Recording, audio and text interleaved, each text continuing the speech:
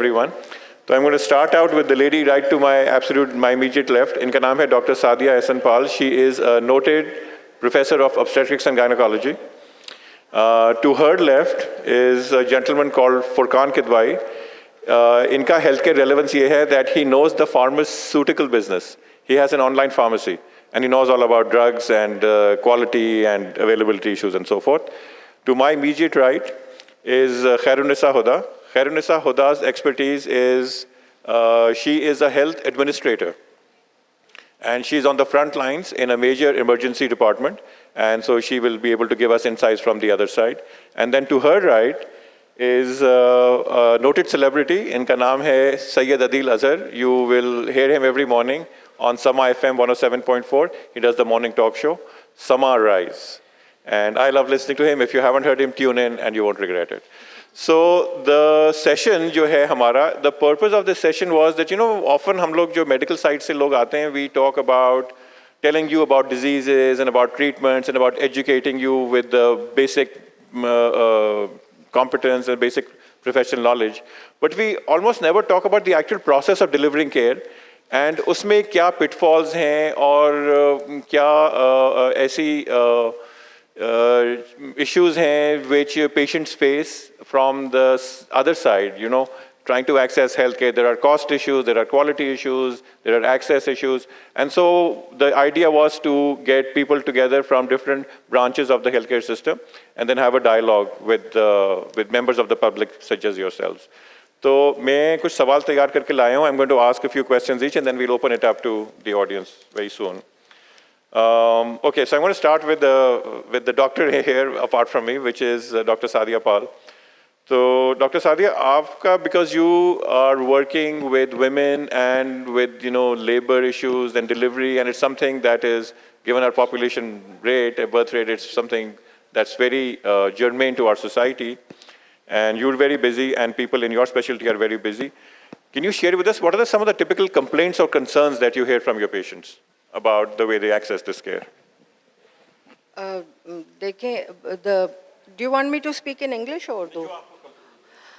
Okay, हम उर्दू में बोलते हैं. मैं जिस स्पेशलिटी से हूँ, ऑब्स्टेट्रिक्स एंड गायनाकोलॉजी, पूरी दुनिया में ये सबसे हाई रिस्क समझी जाती है. एंड इसमें 2 लाइव्स एट रिस्क होती हैं, बच्चे के भी और माँ के भी. एंड इसमें सबसे ज़्यादा लिटिगेशन है और सबसे ज़्यादा कंप्लेंट्स हैं. और things are not going to get better. They're going to get worse because fewer and fewer doctors want to be obstetricians and gynecologists. So we are like a dying breed because of the stress. The stress जो है वो सिर्फ आप ना समझें कि कोई माँ बच्चा पैदा कर रही है या उसको कैंसर है या उसका इलाज हो रहा है etc. Stress डॉक्टर को भी है. So, and then in the environment that we are in, which is so hostile कि जी अभी कुछ होता नहीं है, टीवी पर टिकर चलना शुरू हो जाता है, लोग तोड़ फोड़ करना शुरू हो जाते हैं. So it's a bad situation. And complaints हर चीज़ के हैं और कुछ जायज़ भी हैं, and they start from the attitude of doctors as well. And I'm sorry to say this कि especially in our country, very rude doctors. बहुत अच्छे भी हैं, पाकिस्तानी डॉक्टर्स दुनिया में बेहतरीन में शामिल हैं, और मुझे इस पे फ़ख्र है कि मैं एक पाकिस्तानी डॉक्टर हूँ. लेकिन हम में से बहुत हैं जो काफ़ी बदतमीज़ हैं. उस बदतमीज़ी की वजह आपके ख्याल में क्या है? बहुत मसरूफ़ हैं या पर्सनैलिटी इश्यूज़ हैं? मसरूफ़ भी हैं, स्ट्रेस भी हैं. बिकॉज़ देखें, मेरी स्पेशलिटी में ख़ास तौर पे औरतें हैं मोस्टली, और औरतों पे स्ट्रेस है मियाँ का, बच्चों का, ससुराल का, घर वालों का, पेशेंट्स का. So she's being pulled from all directions. So it's very difficult to find that balance and have a smile on your face all the time. Next, I'm going to come to Adil. Adil, आप जो है ना, you are representing the general public, and you are an advocate. You've always been an advocate for consumers and for the people and for society, and you're an authentic member of our civil society. So I'd like you to share with us what are the typical anxieties of the public when they are accessing healthcare? आपके ख्याल में क्या ये issues हैं? Doctor साहब इस वक्त तो कोरोना वायरस की एंजाइटी लग रही है फ़िलहाल पब्लिक में। वैसे मुझे ऑनेस्टली उसमें लग रहा है कि we Pakistanis haven't actually started taking it very seriously yet. वो हमें लग रहा है कि वो चाइना में कहीं रुक जाएगा एंड ऑल, बिकॉज आज के सुबह के शो में ही मेरे पास कुछ ट्वीट्स आए थे जिसमें लोग कह रहे थे कि यार इनको वापस बुलाओ, हमारे स्टूडेंट्स वहाँ पे बेचारे मर ना जाएं। एंड आई सेड यार they are getting the best possible, जो हमारी सरकारी इसमें इस वक्त है स्टैंड है, they are getting the best possible care. सबसे मज़ेदार बात यह है कि सिंध गवर्नमेंट कह रही है कि इनको आप वापस लेकर आएँ, यानी ऑफ ऑल द पीपल जहाँ पे कहीं कोई वास्ता नहीं। आई think the cost of medication and the cost of medical care इस वक्त आई थिंक जो पाकिस्तान में this is the biggest problem. मैं कल अपनी कंपनी में इंश्योरेंस वाले के साथ बैठा हुआ था and he was telling me doctor साहब about a hospital that is building a 60,000 rupee per day sort of a room and all. I mean, of course, that's catering to a particular target market. लेकिन जब benchmark इतना ऊपर set होता है तो फिर एक मिडिल क्लास और गरीब आदमी क्या करता है? पीपल पाकिस्तान में मेडिकल इंश्योरेंस का कॉन्सेप्ट नहीं है। मेडिकल इंश्योरेंस होती भी है तो उसमें डिडक्टिबल्स बहुत सारे होते हैं, लोगों को पता नहीं होता क्लेम किस तरह करना है। People are actually quite worried कि ये जिस तरह this inflation is rising and how this medical care is becoming expensive, these medicines are becoming expensive, future में क्या होने वाला है? I think that's one of the key areas जिस पे देखना पड़ेगा। और it's a pretty मैं तो उस सिनेरियो का सोच भी नहीं सकता, अल्लाह ना करे पाकिस्तान में कोरोना वायरस वो जो एपिडेमिक की सॉर्ट में यहाँ पर हो जैसा कि हम देख रहे हैं in China, but how we are going to take care of that and how expensive the care is going to be, I have no idea. So I think Dr. Saab, I think that's the number one इस वक्त जो सबसे बड़ी परेशानी लोगों को है, it's the cost of getting a decent medical care. Adil, do you think कि ethical practice का भी कंसर्न है या that comes much lower than the cost? देखिए इस वक्त हम जिस सिचुएशन में बैठे हुए हैं वहाँ पे किसी को किसी भी तरह की अगर केयर मिल जाती है, मेरे ख्याल से एथिक्स तो किसी एक लोअर मिडिल क्लास एक लोअर क्लास बंदे के लिए बहुत बाद में बात आती है। इस वक्त I think the access to affordable care, I think that's the primary thing. Ethics मेरे ख्याल से unfortunately naturally we can't compare ourselves with developed और इवन मॉडरेटली डेवलप्ड कंट्रीज, लेकिन ethics for me is the secondary thing, that's how people perceive the access in affordability is the primary thing. Thank you Adil. Khairunnisa, आपका बहुत ही unique role है because आप जो है एक एडमिनिस्ट्रेटर हैं और आप जो है फ्रंट लाइंस पे हैं, बिकॉज इमरजेंसी रूम जो है वो हॉस्पिटल का वो हिस्सा होता है जो कि पब्लिक से सबसे ज़्यादा डायरेक्ट फेसिंग होता है। तो हम लोग देख रहे हैं आहिस्ता आहिस्ता as a member of the medical profession की पब्लिक जो है बहुत एग्रेसिव और वायलेंट भी होती जा रही है। इसका थोड़ा सा हमें गाइड करें कि आपके तजुर्बे में ये कितना बड़ा इशू है और ग्लोबली हम लोग यूनिक हैं क्या, ये ग्लोबली ये इशू बनता जा रहा है? आई विल स्टार्ट कि अगर हम अपने आप का और अपनी फैमिली का टाइमली ख्याल रखें तो हमको हॉस्पिटल की कम से कम ज़रूरत हो। The concept of health and wellness का अगर हम शुरू से, because this concept comes to us at the age of 35 and above, कि जब डॉक्टर कहता है कि भाई आपको ब्लड प्रेशर हो गया है या आपको जो है वो कोलेस्ट्रॉल हाई है या आपको ये हो गया है। अगर ये कॉन्सेप्ट हेल्थ और वेलनेस का, अब ये कॉन्सेप्ट है क्या? जब हम हेल्थ सुनते हैं तो हम सिर्फ ये कहते हैं कि it's a physical thing. Wellness it's all physical, emotional, social wellbeing. It has to be, mind has to be relaxed. अगर माइंड रिलैक्स नहीं होगा तो बॉडी के सारे जो प्रोसेसेस है दैट विल बी डिस्टर्ब्ड। तो इमोशनल, सोशल, अगर हम आइसोलेशन में रहेंगे, हम दूसरों से बात नहीं करेंगे तो हम बिल्कुल ही आइसोलेटेड रहेंगे। दूसरों से बात करके हमारा दिल हल्का हो जाता है। So it start from a very very basic concept to a medium concept जिसको हम सेकेंडरी लेवल कहते हैं, then it goes to the tertiary और क्वार्टरनरी, जहाँ से लोग आते हैं हार्ट अटैक के साथ, लोग आते हैं डायबिटीज़ के साथ। I think at the age of जब हम कहते हैं हेल्दी लाइफस्टाइल, आजकल बड़ा कॉन्सेप्ट है, I will take a little more time on it.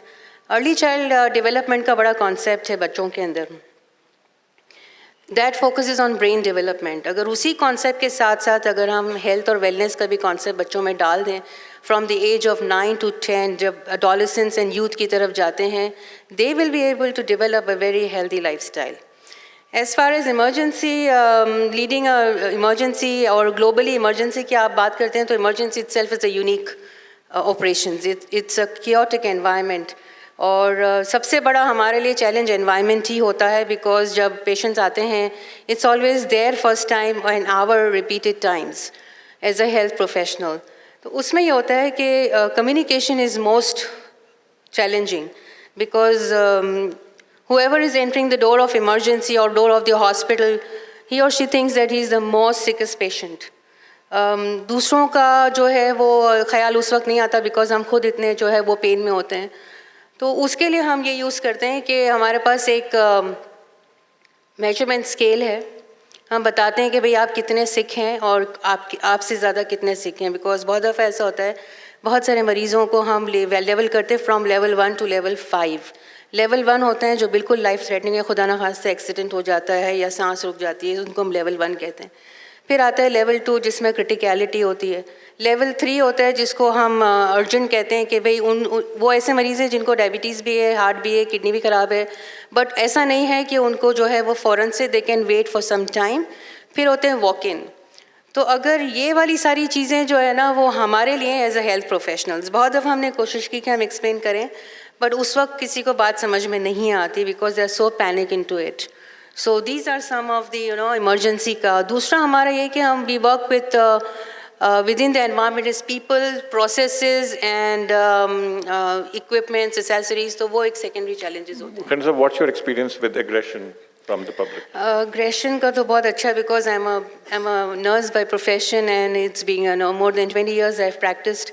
So from a bedside to a lobby of the hospitals and the healthcare systems, उसमें ये होता है कि the biggest challenge is the communication. अगर communication simple रखी जाए या communication understandable रखी जाए तो मेरे ख्याल में ये एग्रेशन वाले कंपोनेंट्स जो है वो कम होंगे. दूसरा उसमें I think coping with individual scenarios and the individual coping plays a major role into it because कुछ लोग ऐसे होते हैं जिनको पेन हो रहा होता है वो फिर भी वेट करने के लिए तैयार होते हैं, और कुछ ऐसे होते हैं उनको अल्हम्दुलिल्लाह तबीयत बहुत बेहतर होती है फिर भी they are not ready to wait and they are not ready to listen to a physician और a health care professional. Because हमको ये अंडरस्टैंड करने की ज़रूरत है आम तौर पर कि हॉस्पिटल के प्रोसेसेस क्या हैं. आप किसी भी डॉक्टर के पास जाते हैं वो पहले आपको सुनते हैं, फिर आपकी जो है वो डायग्नोस्टिक टेस्ट लिखते हैं, then they review your diagnostic test and then go for the treatment. They can't just prescribe the treatment क्योंकि वो फिर बहुत सारे डिफरेंशियल डायग्नोसिस भी होते हैं. तो उस दौरान थोड़ा सा टाइम लगते हैं, 3-4 घंटे लगते हैं. ये मैं हॉस्पिटल की बात कर रही हूँ. जनरल फिजिशियंस के पास हम जाते हैं, वहाँ हमारा बहुत माइल्ड प्रॉब्लम होता है, नज़ला ज़ुकाम खांसी, ज़्यादा में ज़्यादा कोई लेसरेशन या कट होता है, that are very simple. And आपको साथ साथ मैं ये भी बता दूं एग्रेशन उसलिए भी होती है बिकॉज के बात इतनी हद तक पहुंच जाती है कि it's uncontrollable. It's not at the moderate level, it has gone to the very severe level of the disease. तो उसमें ये है. And then the behavioural patterns also impact कि भाई जो है वो हमारे खुद का as a normal human being behavioural pattern and then as a patient and then over and above the health care professionals. Thank you. Furqan, आपसे मेरा सवाल ये है बिकॉज आपकी बहुत ही स्पेशलाइज्ड एक्सपर्टीज़ है विद द फार्मास्यूटिकल्स. तो what does the public need to know about the availability, the quality and the supply of medications in our country? जी थैंक यू. अभी अदील साहब ने एक बात अलूड की कि यहाँ पे कॉस्ट ऑफ हेल्थ केयर और कॉस्ट ऑफ मेडिसिन बढ़ती जा रही है. अनफॉर्चुनेटली कॉस्ट ऑफ मेडिसिन की अगर हद तक मैं बात करूँ वो इतना बड़ा इशू नहीं है. अवेलेबिलिटी ऑफ मेडिसिन का बहुत बड़ा इशू हो गया. दवाएं जनरली अवेलेबल ही नहीं है. There is actually a chronic shortage of medicine in Pakistan. Doctor साहिबा और साद आप बता सकेंगे ज़्यादा बेहतर क्या, लेकिन हम लोग जो इशू फेस करते हैं जानने वाले रिश्तेदार फ़ोन कर रहे होते हैं यार ये दवा करवा दें, और वो दवा अनफॉर्चुनेटली पाकिस्तान में रजिस्टर्ड नहीं होती है. इलीगल चैनल से आ रही हो, कोई खेपिया या स्मगलर लेकर आ रहा हो, एक अलग बात है, लेकिन ऑफिशियली अवेलेबल नहीं होती. तो ये एक बड़ा मसला है. और obviously it's link back to some government policy जो प्राइसिंग इश्यूज़ पे है कि प्राइस इंक्रीज़ नहीं हो रही, गवर्नमेंट प्राइस इंक्रीज़ नहीं दे रही, तो फार्मा कंपनीज मजीद ड्रग्स लेकर नहीं आ रही हैं. But that's one of the key issues which I personally fair कि यहाँ पे दवाई नहीं मिलेंगी. जिस तरह की डिजीज़ बढ़ती जा रही, कैंसर ड्रग्स तो स्पेशली ऑन्कोलॉजी में बहुत शॉर्टेज है. दूसरा इशू आई थिंक एक जो दवा में जनरल है और जो लोगों को पता होना चाहिए, एक काउंटरफीटिंग बड़ा एक फैलाया गया इशू. लोग बात करते हैं जनरली काउंटरफीटिंग है, हर चीज़ में काउंटरफीटिंग है, दवा के अंदर भी है. क्या नंबर है किसी को नहीं पता. CNN कहता है 50% है, कुछ लोग कहते हैं 30% है. लेकिन आई थिंक काउंटरफीटिंग के साथ साथ सबसे बड़ा मसला जो ऑब्वियस है वो दवाओं की स्टोरेज का है। कराची के अंदर अगर देख लें टेम्परेचर गर्मी में 35-40 डिग्री टेम्परेचर होता है, कितनी फार्मेसीज जिसमें एसी होता है, दवा के पीछे 25 डिग्री लिखा हुआ होता है, 2 हफ्ते गर्मी में दवा रहेगी, उसकी एफिकेसी क्या रह जाएगी किसी को नहीं पता। क्या फ्रिज आइटम 2 to 8 डिग्रीज वाला है, जिस फ्रिज में रखा होता है, जो घर वाले फ्रिज होते हैं उसमें रखते हैं दुकान वाले, उसका एवरेज टेम्परेचर 13-14 डिग्री होता है। तो उस इंसुलिन की एफिकेसी क्या है नहीं पता। और तीसरी जो पब्लिक को अवेयरनेस की चीज़ है, ऑब्वियसली बहुत डिबेटेबल पॉइंट है, वो है प्राइस वेरिएबिलिटी। तो दवा के अंदर यहाँ पे ब्रांड तो जेनेरिक मार्केट नहीं है। आप यहाँ देखेंगे एक सॉल्ट के कई नाम मिलते हैं, पैनाडोल भी मिलेगी, कैल्पॉल भी मिलेगी, 4 मिलेगी, उसमें प्राइस डिफरेंशियल होता है उसके अंदर।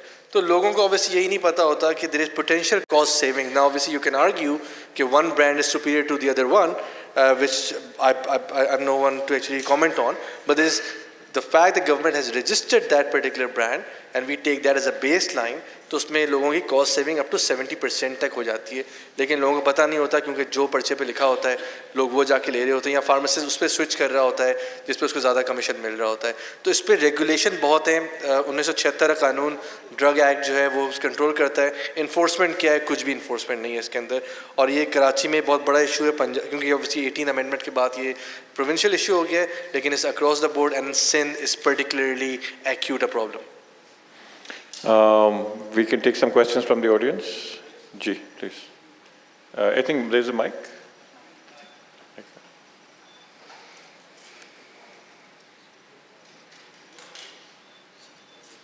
मेरी रिक्वेस्ट होगी ऐसे सवाल पूछें जो कि जिससे सब लोग बेनिफिट करें, rather than individual person. हाँ, नहीं, please. Okay. माशाल्लाह, please go ahead. मुझे सबसे बड़ी अहम बात ये है कि यहाँ बड़े अच्छे हमारे जर्नलिस्ट भी मौजूद हैं और बड़े, लेकिन जो मुझे सवाल जो यहाँ राइज हुआ है वो ये है कि क्वालिटी पर इन्होंने बात की है और इन्होंने ये कहा कि प्राइसिंग का इतना ज़्यादा नहीं है, तो थोड़ा सा इसको डल और डम करके बताया गया।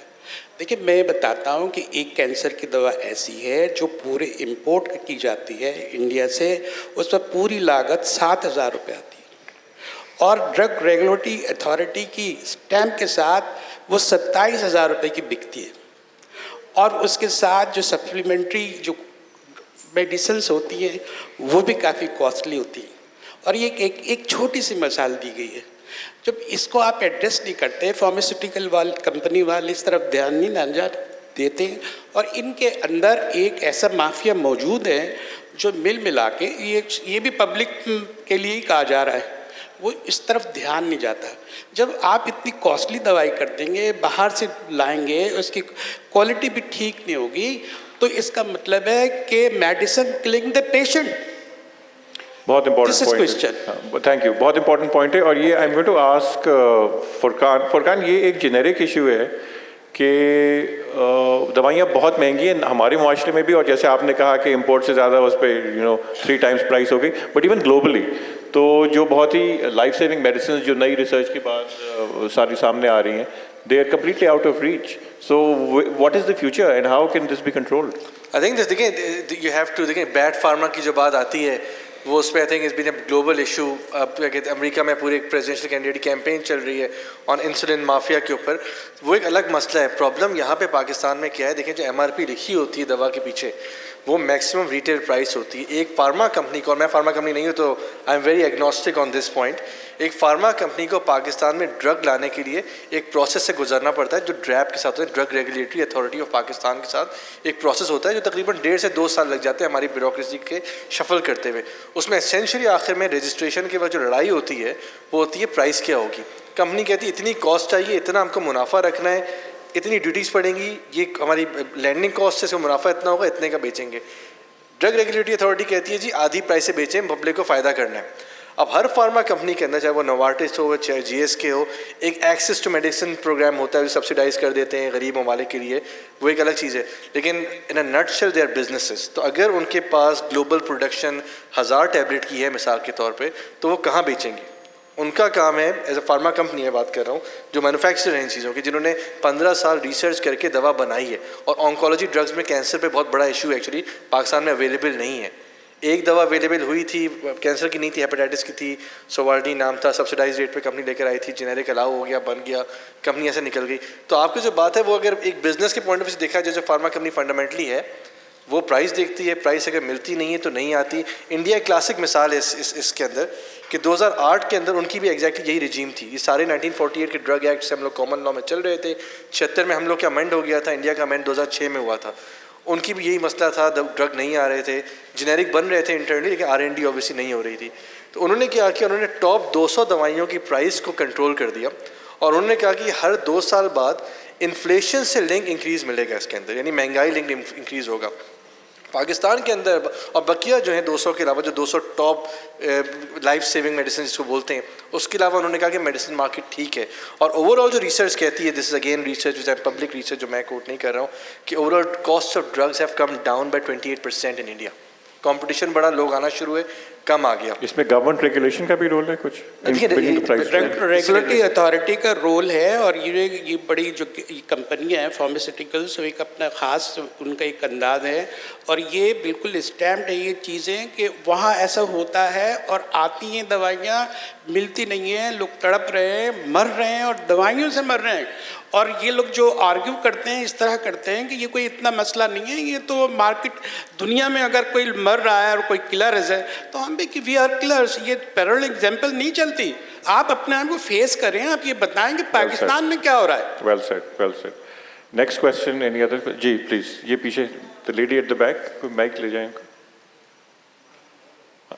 नेक्स्ट, बस अभी ये मेडिसिन्स और प्राइसेस पे बात हो रही है तो उससे फ़ायदा उठा के मैं एक क्वेश्चन भी करना चाह रही थी। वो ये कि 2009 में इत्तेफाक हुआ मुझे कि जब मैंने डॉक्टर को दिखाया तो उन्होंने कहा कि आपका विटामिन डी बहुत कम है। ठीक है, उससे पहले तो ज़्यादा टेस्ट्स भी नहीं होते थे, अब हर एक का होता है और हर एक की डेफिशिएंसी निकलती है विटामिन डी की। और वो टेस्ट जो है वो बहुत महंगा होता है, यानी आम टेस्टों के मुकाबले में खासा महंगा वो टेस्ट है। तो जो टेस्ट जब मेरा हुआ और जब मुझे उस वक्त डॉक्टर ने दवा लिख के दी तो वो कोई 40 रुपीज़ की छोटी सी बॉटल थी और उसमें येलो दवाई थी।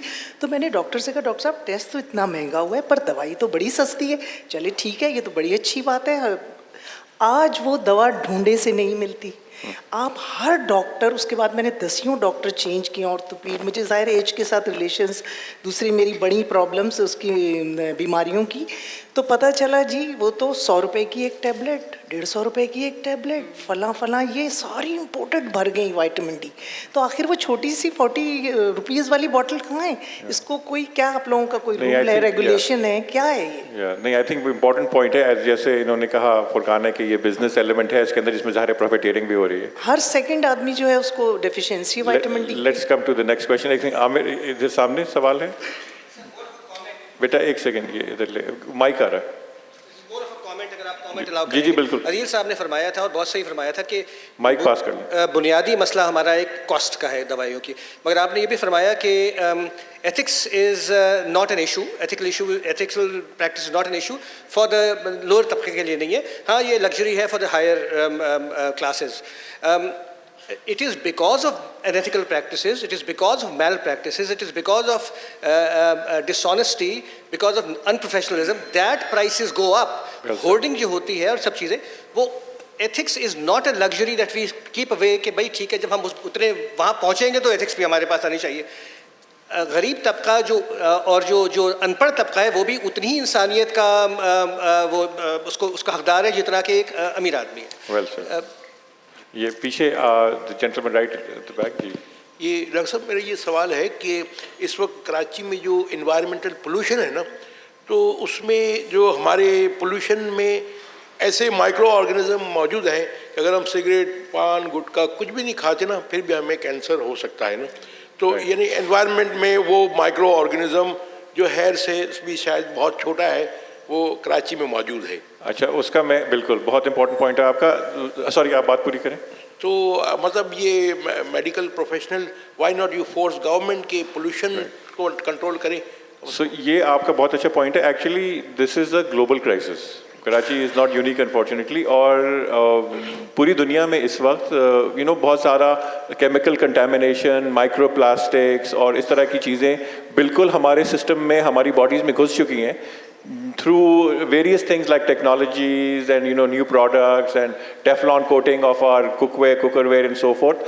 तो बदकिस्मती से आज जो है दुनिया में कैंसर की risk of lifetime risk of cancer is 50%. 1 in 2 people in this room will eventually have in their lifetime. So this is unfortunate, and this will require a major reconfiguration of our whole environment. जी आप sir देखें, ये एक बड़ा अखलाक़ी सा मसला है, और क्योंकि मैं समझता हूँ कि जो इंपोर्ट हमारे यहाँ होती है उसके अंदर जो इंपोर्ट पॉलिसी की जो अगर आप देखें आर्टिकल के अंदर जो लिखा हुआ है वो 75% जो चीज़ इंपोर्ट होती है उसको अलाउ करते हैं कि जी आप कर सकते हैं, ठीक है ना। जो अब वो प्राइजेस की वजह से लोग क्या करते हैं कि वो स्टॉक ढूंढते हैं वर्ल्ड के अंदर और वो उस एक्सपायरी को अवेल करते हैं, ठीक है, अनफॉर्चुनेट। और फिर उससे होता ये है कि वो कुछ कहते हैं कि वो मिली भगत से जो है वो सारा मामला आगे बढ़ जाता है और वो चीज़ प्रोडक्ट जो है मार्केट में आ जाती है। और मेरा ये यानी कि ये मेरा ताल्लुक़ किसी भी हवाले से मेडिकल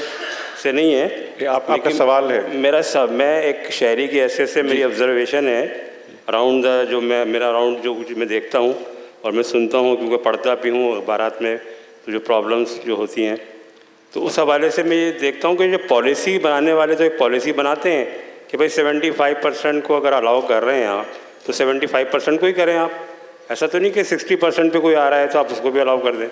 तो ये तो देखें ना, ये तो इदारों की जिम्मेदारी होती है, जो अथॉरिटी होती है उनके यहाँ से निकलती है ना सारी चीज़ें। बिल्कुल इम्पोर्टेंट पॉइंट। वो तो ये जो है इस चीज़ को जो है मैं समझता हूँ कि बिल्कुल देखना चाहिए। मैं आपसे सवाल करूंगी कि कौन से इदारे अच्छा काम कर रहे हैं इस मुल्क में, ज़रा आप बताइए। आप कोई भी नहीं मेरा तो पॉइंट ऑफ व्यू है कि इंसान अगर खुद सही है तो ही ये सिस्टम बन सकता है। इसको कोई इसको देखिए, मैं आपको एक बात बता रहा हूँ। आप बिल्कुल, आपकी ऑब्जर्वेशन बहुत सही है, सिस्टम बिल्कुल गलत है। द प्रॉब्लम इज़ कि there is apathy as a population. आप लोग एज मेंबर्स ऑफ पब्लिक हमसे सवाल पूछ रहे हैं, लेकिन एपैथेटिक है ना ये सोसाइटी।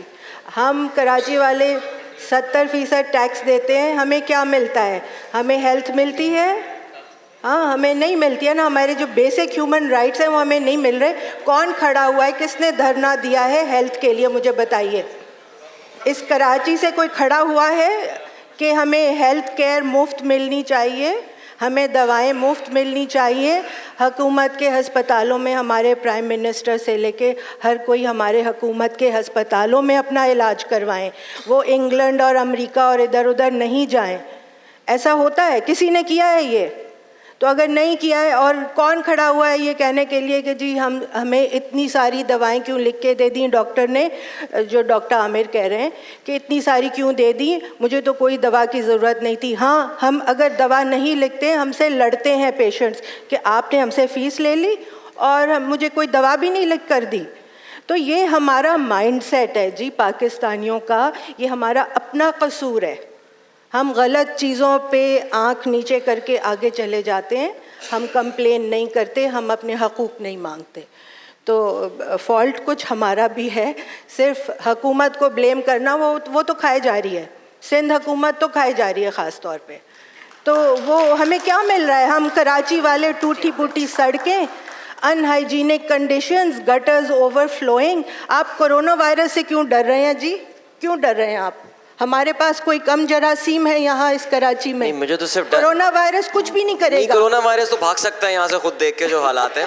मुझे सिर्फ नहीं, मेरा कहने का मतलब ये था, मैं exactly you are endorsing my point of view कि अगर खुदा ना खास्ता वायरस यहाँ पे आ गया, हम उससे निपटेंगे कैसे? हमारे पास उससे निपटने के लिए एज अ डॉक्टर मैं आपको बता रही हूँ, कुछ नहीं करने की ज़रूरत, ठीक है? वो वायरस है, वो खुद ही मरेगा, या तो आपको मार देगा या वो जिंदा रहेगा, ठीक है?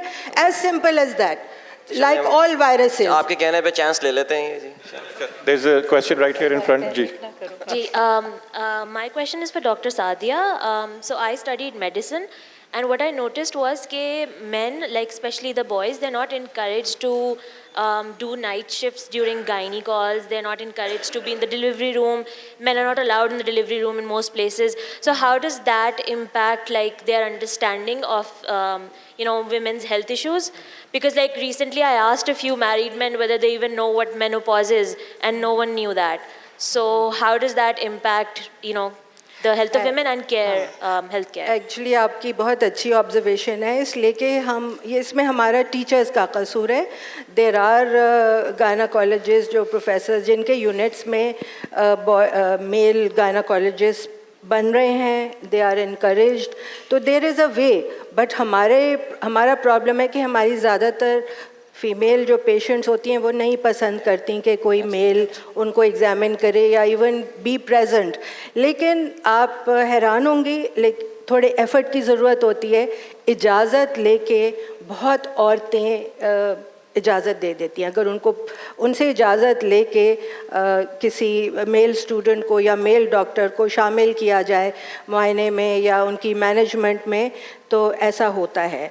लेकिन जो परेशानी की बात है, जो आप लोगों को पता होना चाहिए कि हमारे जो मेडिकल कॉलेजेस हैं वो पॉपुलेटेड हैं 90% से ज़्यादा लड़कियों से, ठीक है, जिनमें 80% 90% के करीब हिजाबी हैं, जो कि किसी मेल पेशेंट को नहीं टच करेंगी, ना उनका इलाज करेंगी. तो बहुत बुरे दिन आ चुके हैं और आने वाले हैं. उनमें से जो जब वो ग्रेजुएट कर जाएंगी तो वो घर बैठ जाएंगी, उनके घर वाले उनको इजाज़त नहीं देंगे, वो रोटियां पकाएंगी घर पे, ठीक है. तो फिर कौन इलाज करेगा? जो फीमेल्स का तो इलाज हो जाएगा, कोई ना कोई फीमेल डॉक्टर मिल जाएगी, लेकिन जो मेल्स आएंगे इमरजेंसी में उनको कोई टच नहीं करना चाहेगा. जो ख़वातीन हैं ना वो ultrasound, we have this, ultrasound करने से इनकार करती हैं कि हम मेल का नहीं करेंगे. और I know a professor of surgery in civil hospital जो घर से रात के 3 बजे उठ के अपने वार्ड में जाके उन्होंने कैथेट्राइज किया. एक रूटीन चीज़ है कैथेट्राइजेशन ऑफ अ मेल, बिकॉज उनके वार्ड में सारी फीमेल डॉक्टर्स जो कि रिफ्यूज़ करती हैं कि हम मेल को टच नहीं करेंगे. तो this is unacceptable, this is unethical on the part of the doctor. Doctors के लिए कोई सेक्स नहीं होता, सो ना पेशेंट का कोई सेक्स नहीं होता, ठीक है ना. हमारे लिए सब बराबर होते हैं. तो मैं गायनाकोलॉजिस्ट हूँ, मेरे सामने अगर कोई आदमी कोलैप्स हो जाएगा तो मैं उसकी हेल्प करूँगी, ये मेरे ऊपर मेरा फ़र्ज़ है. तो मैं अगर हिजाब पहन कर मैं कहूँ कि नहीं मैं नहीं कर सकती, तो मैं डॉक्टर कहलाने के लायक नहीं हूँ. अच्छा, ये डॉक्टर साहब एक सवाल एक्चुअली इफ इट्स ओके, और लोगों को मौका देते हैं, काफ़ी हाथ खड़े हुए हैं. अच्छा, ये सवाल पूछना था बड़ा इम्पोर्टेंट कि ईयर एंड वेकेशन के बाद हज़ारों चाइनीज़ अभी वापस आएंगे. वो कोरोना वायरस लेके आएंगे, लेकिन हमारे 800 पाकिस्तानी फंसे हुए हैं.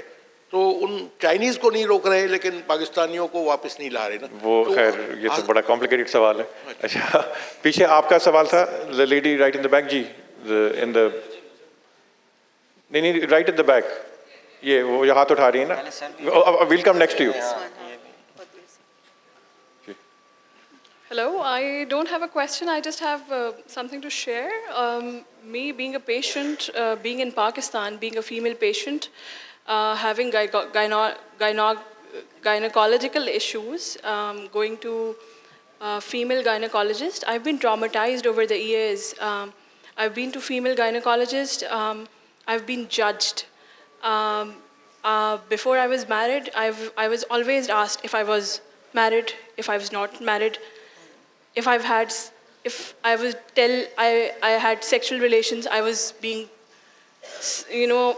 judged so badly that I would not open up. So I have been traumatized for years. तो ये जो अभी इन्होंने बात की थी मेल वाली और फीमेल वाली, अब ऐसा पॉइंट आ गया है कि मैं अगर फीमेल डॉक्टर के पास जाती हूँ, अगर गायनोकोलॉजिस्ट नहीं भी होती, कोई और भी फीमेल डॉक्टर होती है, तो मैं सोचती हूँ 10 दफ़ा कि मुझे जाना चाहिए उसके पास कि नहीं जाना चाहिए. तो this is like something that female doctors are doing in Pakistan. आपकी ऑब्जर्वेशन बहुत सही है, और मैं एक्चुअली वर्कशॉप्स कराती हूँ वैल्यूज़ क्लैरिफिकेशन पे डॉक्टर्स और हेल्थ केयर प्रोवाइडर्स के लिए, और मैं पिछले 10-15 साल से कर रही हूँ ये काम, और मैं इस नतीजे पे पहुँची हूँ कि हम बहुत बदतमीज़ लोग हैं, हम Yeah, बदतमीज़ नेशन है, हमें कोई तमीज़ नहीं है, कोई लिहाज नहीं है। ये जो आप बात कर रही हैं ये बदतमीज़ी है। Exactly. I mean, And now, as a doctor, they should not be judging you. Yeah. बिल्कुल भी नहीं, ये गलत है। Even if I'm sharing it, I'm not like, finding the right words to share my experiences. I exactly understand what you're saying because हम आप जैसे बहुत complaints सुनते हैं। So we have a gentleman in the front. ये आपके पास mic है, ये इनको दे दें प्लीज, जिन्होंने हाथ उठाया हुआ है। Yeah, very good. ये अभी तक जो भी बात हुई है इस पे हुई है दवाइयों की अदम दस्तयाबी की और महंगी होने की। तो मेरा थोड़ा सा ये है कि जाली दवाइयाँ जो आ रही हैं इस पे ड्रग्स रेगुलेटरी अथॉरिटी क्या कर सकती है? कोई बेचारे, जैसे मैम ने कहा कि कोई सरकारी महकमा तो काम नहीं कर रहा और वाकई नहीं कर रहा है, सिर्फ एक कर रहा है जो मुल्क के सारे जो है वसाइल पे काबिज है, वो एक ही कर रहा है, बाकी कोई भी नहीं कर रहा। तो इस पे अगर कोई हाल में से या आप में से कोई सिर्फ इस इशू को कोई हाईलाइट ही कर दे, क्योंकि एक मज़दूर 500-600 रुपये की दिहाड़ी लगाता है और वो बीमार होता है और उसकी कोशिश होती है कि मैं ठीक हो जाऊं, आज रात और सुबह अपनी ड्यूटी पे जाऊं, वो जाके दवाई लेके आता है, दवाई उसको जाली मिलती है, वो ठीक भी नहीं होता, तकलीफ़ पे रात गुजारता है, उसका पैसा भी ज़ाया हुआ और अगला दिन उसकी फिर छुट्टी होगी। तो ये काइंडली इस पे अगर कोई, ये भी बहुत इंपॉर्टेंट ट्रेजेडी है ये। I think you want to speak to this Thank you. Point. ये इनको माइक दीजिएगा। अच्छा, okay, so I mean this is a very important point. बेटा आप अपने बात कर लें and then will come back to you. ये माइक ले लें, माइक ले। सर मैं एक्चुअली बता नहीं सकती किसका मसला है, मगर हम में से Mic pass करें। कुछ का हिस्सा ये मसला ये है कि जो गायनी इश्यूज़ हैं वो बहुत ज़्यादा हो रहे हैं। और जब डॉक्टर के पास गए तो डॉक्टर ने कहा कि ये आपको इस वजह से, because you have a thyroid issue and your thyroid has been disturbed, and and I asked the lady who was the gynecologist if this is because of the of some dirty water intake, ये हमारा पानी गंदा है या contaminated वो है, तो she said could be one of the reasons। मगर मैं इस बात से बहुत परेशान हूँ, मुझे हमेशा ये लगता रहता है कि मेरा पानी गंदा है और मुझे लगता है वो जो मैं बॉटल्स से भी पानी मंगा के पीती हूँ वो भी गंदा है और मुझे लगता है वो मुझे बीमार कर रहा है और मुझे ये समझ में नहीं आ रही है बात। नहीं, ये तो वैसे क्राइसिस है, और खासकर जो बॉटल वाली बात आप कर रही हैं उसमें तो इट्स क्वाइट पॉसिबल कि the microplastics and the chemicals are coming in. और क्या उसकी वजह से गायनी इश्यूज हो रहे हैं? अच्छा, आई थिंक जो आपने point, Furqan you want to comment on the counterfeit medicine? जी बिल्कुल। देखिए ये बहुत वैलिड पॉइंट रेस किया, और ये एक रेगुलेटर का जॉब होता है इन्फोर्स करना। उसके बाद लाइसेंस होता है किसी फार्मेसी या किसी बिजनेस पे जाके छापा मारना या टेस्टिंग करना, जो कि यहाँ नहीं होता। लॉज हैं, इन्फोर्समेंट का इशू है। ठीक है, आई थिंक बहुत एक तो पहला सवाल ये इशू ये कि as a society we have deteriorated to an extent कि वी डोंट केयर, कुछ भी कर लेंगे, किसी हद तक चले जाएंगे। जो डॉक्टर सादिया ने बात की, दिस इज नथिंग राइट, तो पहला एस्पेक्ट ये। लेकिन अगर आप थोड़ा सा से एक लेवल डीप जाएँ from the complete decimation of the societal values which is happening, उसका एक फंडामेंटल इशू जो जाली दवाइयों बनाने वाले का है, अगर और जो स्पेशल दवा काम करते हैं उन हद तक, मेरा उससे पर्सनल राय ये है, दिस अगेन माई पर्सनल राय, उसका मेन रीज़न ये है कि there is not enough margin out there कि वो पैसे बना सके सही दवा बेच के। और जब वो नहीं कर सकता, वो बिजनेस तो दवाओं करता है, तो वो अपना मार्जिन बढ़ाने के लिए वो ये काउंटरफीटिंग मिक्सिंग करता है। अगर आप दवा का किसी को थोड़ा सा ही पता हो, जो 100 रुपये की दवा जो MRP लिखी होती है उसकी कॉस्ट रिटेलर को 85 रुपये की मिलती है, उससे 1 रुपया कम नहीं मिलता। 15% वो भी इसलिए मिल रहा है क्योंकि गवर्नमेंट ने मिनिमम मार्जिन डिफाइन किया हुआ है। और यूजली ये जितनी सब चीज़ें होती हैं ये होलसेल लेवल पे होती हैं, और होलसेलर जो है 1 से 2%, 1 से 2 रुपये के लिए के ऊपर काम करता है, वॉल्यूम पे काम करता है। तो उसके बाद काफ़ी इकोनॉमिक अगर पॉइंट ऑफ व्यू से देखें तो हैज़ एवरी इंसेंटिव कि वो अपने 1 से 2% मार्जिन को बढ़ा के 4 से 5 लेके जाए या 6 या 10 लेके जाए। तो कैसे करेगा? तो यही चीज़ें, तो उसके थोड़े फंडामेंटल इशूज़ हैं उसमें। I think pricing plays a major role in counterfeiting in my personal opinion.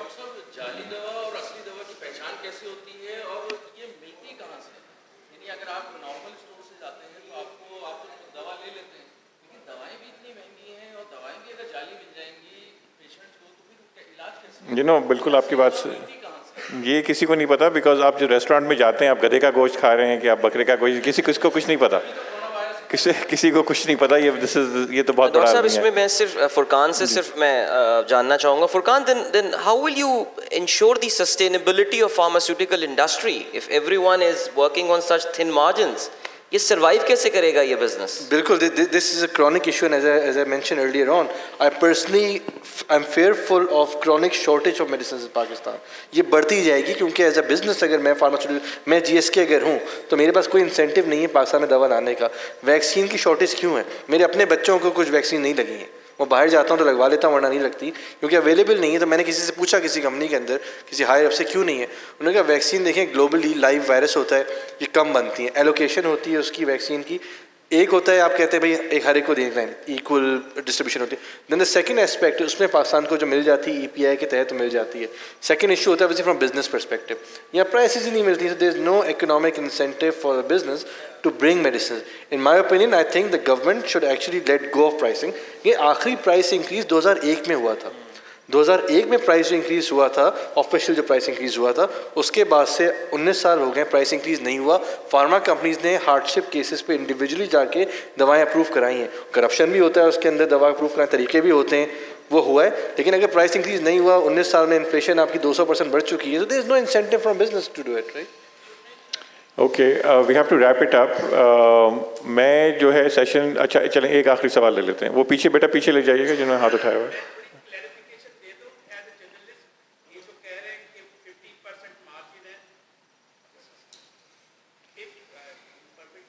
जी जी, hello.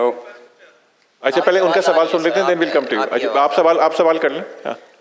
I am Saeed Tajik from Hunza, near to China border, and I traveled from Hunza to Karachi for getting treatment. And professionally, I am optometrist, graduated from King Edward. मैं बहुत खुश हुआ कि यहाँ कराची में आप लोग इतने फैसिलिटीज़, ऑप्शंस, मुख्तलिफ़ चीज़ों पे बात कर रहे हैं। मैं एक ऐसे एरिया से ट्रेवल करके आया हूँ कि वहाँ पे ऐसी कोई फैसिलिटीज़ की कॉन्सेप्ट ही नहीं। गायनकोलॉजिस्ट, ऑफ्थल्मोलॉजिस्ट, स्पेशलिटीज़ में हम सोच ही नहीं सकते। We rely only on medical officers there. और ये मेडिसिन्स और ये वो चीज़ें वहाँ पे हम सोच भी नहीं सकते। We are living in such a condition and I travel to Karachi to get my treatment. I had some gastro issues और आजकल मैं आखान में अपना ट्रीटमेंट कर रहा हूँ। तो इस्लामाबाद में भी मैंने कुछ ऑप्शंस, कुछ डायग्नोस्टिक टेस्ट किए थे, लेकिन when I went through Aga Khan for endoscopy and colonoscopy, they were costing like 60,000. और ये डायग्नोस्टिक्स पे किसी ने यहाँ पे बात नहीं किया कि इतने सारे लैब्स हैं और उनमें भी प्राइस डिफरेंसेस बहुत ज़्यादा हैं। और मैं ये जानना चाह रहा हूँ क्योंकि they all are health professionals और एक्सपर्टीज़ हैं, तो कैप एक्रेडिटेड जो होते हैं hospitals, how much it works और ये डिफरेंसेस इतने प्राइस में कैसे आ सकते हैं? क्योंकि in Islamabad I did it for 2-3,000 और कुछ। हाँ बेटा, बहुत इम्पोर्टेंट पॉइंट है। May I ask Khairunnisa to address this? With limited information or to the best of my knowledge, जो लेबॉर्ट्रीज होती हैं उनके टेस्ट में reagents बहुत इस्तेमाल होते हैं। And for procedures there are medical surgical supplies जो यूज़ होती है और उसमें वेरिएबिलिटी होती है। अगर आप एक ही मेडिकल सर्जिकल सप्लाइज बार बार यूज़ कर रहे होते हैं डिसइंफेक्ट करके, तो that would cost you much lesser price than the price it has, and it is one time use, single use. जो अमूमन रिकमेंडेशन होती है वो सिंगल टाइम यूज़ की होती है। रिएजेंट्स आर वेरी डिफरेंट, कौन सी कंपनी से आ रहे हैं, क्या आ रहे हैं, और उसकी जो है वो प्राइस वेरी करती है वहाँ पर। And you know, I think it's sort of just like it is a product, or just like Q Mobile 20,000 का है, वो भी वही काम कर रहा है जो कि 2 लाख का iPhone 10 कर रहा है. So this is also the business reality. Ji. One thing I just want to highlight and picked up from his comment is the access to health from the remote areas, because this has to be highlighted, because हमारे यहाँ अल्हम्दुलिल्लाह we are all blessed to have such a nice, जो भी है जैसा भी है health care systems हैं, but if you see in the northern areas or in the other parts of the Pakistan, जिसमें जो far flung remotest areas, like if you see Chitral के आगे जो ब्रोगल है बॉर्डर पे, they don't have this kind of health facilities. एक मुश्किल से डिस्पेंसरी है और एक डिस्पेंसरी में एक जो है वो एक ही स्टाफ है जो कि उसकी भी क्रेडेंशियलिंग या उसकी भी जो है वो ट्रेनिंग में जो है वो बहुत लिमिटेशन है।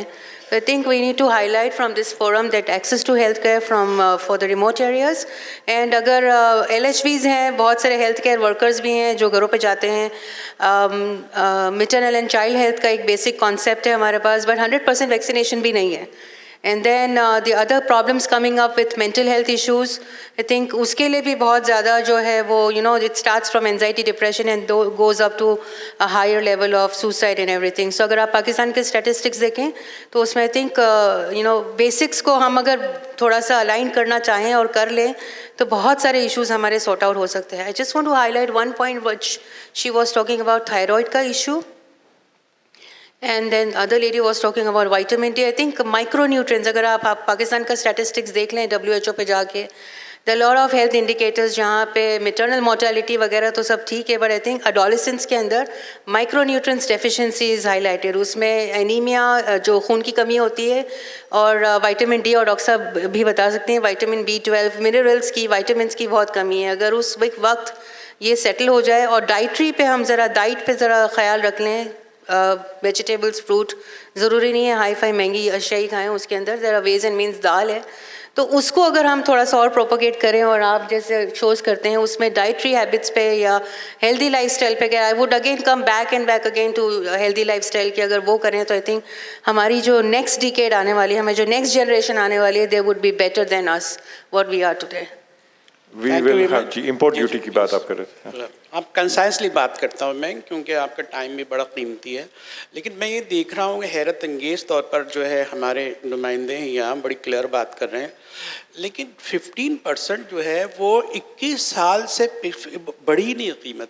हम हाईली सरप्राइज, आप खुद देखें, आप सारी चीज़ें देखें, 300% तो वैसी नज़र आ रही हैं. अभी टीवी पे आपने देखा होगा कि अभी जो है कि 2000 तक की कीमतें बढ़ी हैं. तो इसका मतलब है कि ये क्यों कहा जा रहा है और कैसे किया जा रहा है और कहाँ क्या हो रहा है और कौन ऐसा कुछ कर रहा है और इसके पीछे कौन सी लॉबी है जो उसे डिफेंड करती है. तो उसका तरीक़ा ये है इनका, एक इन्होंने तरीक़ा वारदात ये निकाला हुआ है कि इस पे तो ये ज़्यादा सिर्फ नारेबाजी करते रहते हैं कि कीमतें नहीं बढ़ी हैं, लेकिन यहाँ जो नमकियात आते हैं, जो इम्पोर्ट होते हैं, उसको वो रोकते हैं, उसको जो है वो थोड़ा एवेल्यूएटेड करके, ये ख़ुद बना तो सकते नहीं हैं, ये तो मंगाते हैं, उसको फॉर्म में देते हैं मेडिसिन की, और फिर ये अमारात के घोड़े तक खाते हैं इसको बड़ी कीमतों पे. तो वहाँ तो प्रॉफिट तो वहाँ से लूट के आ रहा है, उनको फ़ायदा हो रहा है. ऐसा ना बोलें आप, कम से कम आप ये जानें कि इस तरह बोलने से, जैसे आप जो है आप कह रहे हैं कि फार्मास्यूटिकल से भी आपका ताल्लुक़ नहीं है, इससे ऐसा एक क्लाउड पैदा होता है, लोग को धोखा होता है कि सब कुछ ठीक हो रहा है. ठीक नहीं हो रहा है, ये किलिंग हो रही है, ये एक साजिश है, एक माफिया है, इसको जो है आइडेंटिफाई करनी चाहिए. ये बहुत ज़रूरी है. आई एम वेरी थैंकफुल कि आपने आज़ादी से मुझे गुफ्तगू करनी और बर्दाश्त किया. Very thankful. अच्छा, I am going to conclude, and concluding में जो है I want on behalf of the whole panel, I am going to select one person to give us the concluding message, और या जो भी मैसेज पब्लिक को देना चाह रहे हैं, और उसके लिए मेरी रिक्वेस्ट है अदील अज़हर. अदील, आप ज़रा जो समराइज़ करें और आप ज़रा शेयर करें कि फाइनल मैसेज या what should the public go, the audience. Thank you so much doctor साहब. ज़ाहिर है हेल्थ केयर इन पाकिस्तान ये एक इतना तवील और एक इतना मुश्किल मौजू है, इस पर हम पूरा दिन भी अगर एक कॉन्फ्रेंस करें तो शायद वो भी कम पड़ जाए. फार्मास्यूटिकल हो गया, डायग्नोसिस की बात हुई, बहुत छोटी छोटी चीज़ें. मैं आपको अपनी अगर एग्जांपल दूं, हमने मेंटल हेल्थ का यहाँ पे नाम लिया. My eldest son is on the autism spectrum, he is a high functioning autistic kid. आपको यहाँ पे दिल के डॉक्टर, आपको पेट के डॉक्टर और ऑर्थोपेडिक तो बड़े अच्छे मिल जाते हैं, लेकिन जहाँ साइकियाट्री और साइकोलॉजी की बात आती है, एक तो आपके पास बड़ी मुश्किल से कोई स्पेशलिस्ट मिलता है, और जो स्पेशलिस्ट मिलता भी है उसकी माशाल्लाह फ़ी वगैरह. Honestly speaking, me and my wife we felt ourselves so helpless in this whole scenario that we took the matters in our hand. Mashallah, the kid is doing very good, he's a bright kid and all, but we know how difficult and how emotionally draining that can be for parent. और मैं हमेशा ये बोलता था, I love my country, yeah it has all the problems and all, but it's a country full of opportunities. But if there was just one reason I would ever think of immigrating from Pakistan, was the fact that there is no mental health care facility available, a good quality health care facility mental available in this country. बहुत सारी बातें हुई, ज़ाहिर है लेकिन जब तक ये कौम जो है, मैं अगर कंक्लूडिंग बात बोलूँ, जब तक हमारी कौम जो है वो अस्पताल बनाने के बजाय सड़कें और पुल बनाने वालों को वोट देती रहेगी, तब तक हमारी सिचुएशन नहीं बदलने वाली। Thank you very much. Well said. Big thank you. जी सर। जी जी। जो आपने बात की उससे मैं ऐड करना चाहूँगी, इसी शहर कराची में मिड ईस्ट हॉस्पिटल था क्लिफ्टन में, जो कि आप समझें अमीरों को सर्व करता था, ठीक है, बट इस एरिया का क्लिफ्टन डिफेंस का वो मेजर हॉस्पिटल था, उसको तोड़ा गया, उसको बेचा गया और उसकी जगह क्या बना, एक शॉपिंग मॉल। उसकी एक फ्लोर भी उन्होंने नहीं डेडिकेट की कि उसमें अस्पताल या क्लिनिक्स हों। तो ये प्रायोरिटीज़ हैं हम लोगों की, हमारी जो आवाम है उसके लिए पैसे कमाना ज़्यादा आसान है। It is easier to make money through shopping malls, petrol pumps and not through making hospitals. Furqan Kidwai, Dr. Sadia Ahsanpal, Khairunisa Huda, Sayyid Adil Azhar. Thank you all, and thank you to the audience. Very important discussion. All the best. Thank you so much. Thank you so much, Dr.